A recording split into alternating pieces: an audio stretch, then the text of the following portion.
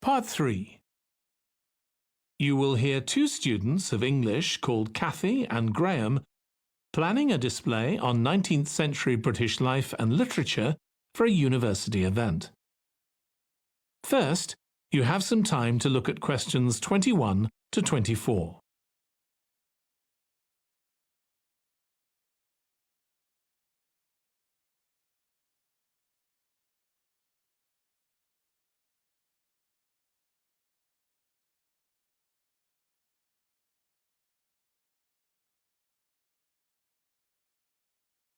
Now listen carefully and answer questions 21 to 24. OK, Graham, so let's check we both know what we're supposed to be doing.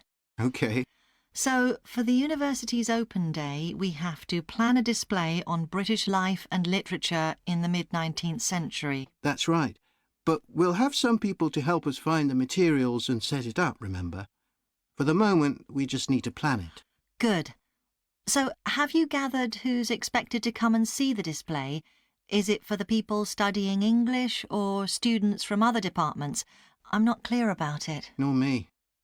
That was how it used to be, but it didn't attract many people, so this year it's going to be part of an open day to raise the university's profile. It'll be publicised in the city to encourage people to come and find out something of what goes on here. And it's included in the information that's sent to people who are considering applying to study here next year. Presumably, some current students and lecturers will come? I would imagine so. But we've been told to concentrate on the other categories of people. Right. We don't have to cover the whole range of 19th century literature, do we? No, it's entirely up to us. I suggest just using Charles Dickens. That's a good idea. Most people have heard of him and have probably read some of his novels or seen films based on them. So that's a good lead-in to life in his time. Exactly. And his novels show the awful conditions that most people had to live in, don't they? He wanted to shock people into doing something about it. Did he do any campaigning other than writing? Yes, he campaigned for education and other social reforms and gave talks. But I'm inclined to ignore that and focus on the novels. Yes, I agree.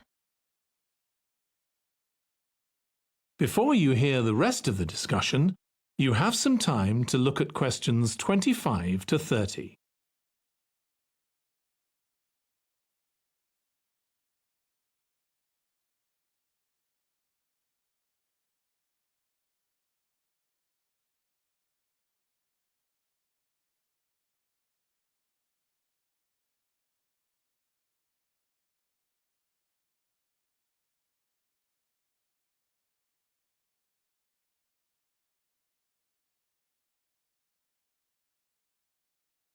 Now listen and answer questions 25 to 30.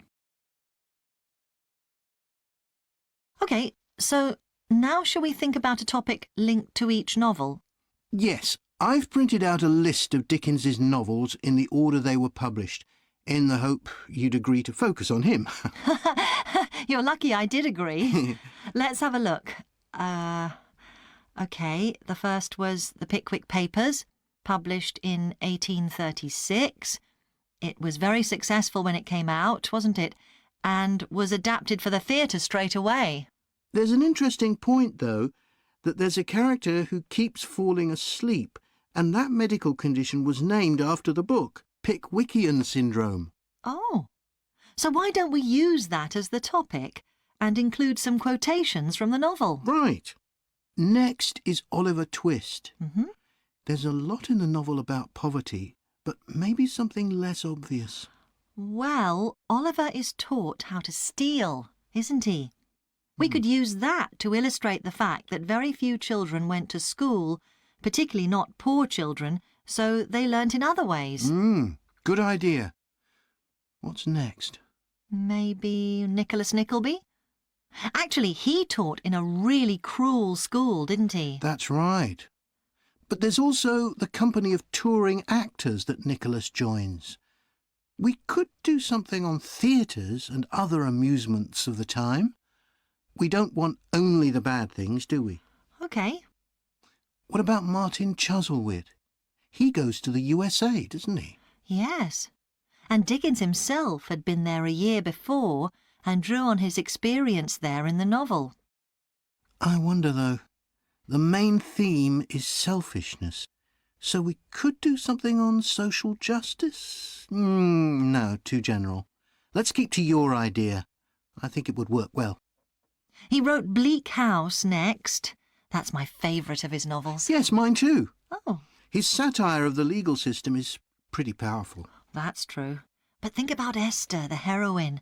As a child, she lives with someone she doesn't know is her aunt, who treats her very badly.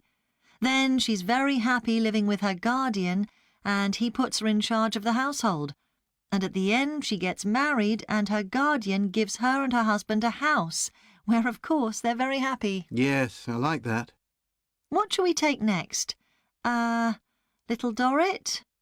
Old Mr. Dorrit has been in a debtor's prison for years. So was Dickens's father, wasn't he? That's right. What about focusing on the part when Mr. Dorrit inherits a fortune and he starts pretending he's always been rich? Good idea. OK. So next we need to think about what materials we want to illustrate each issue.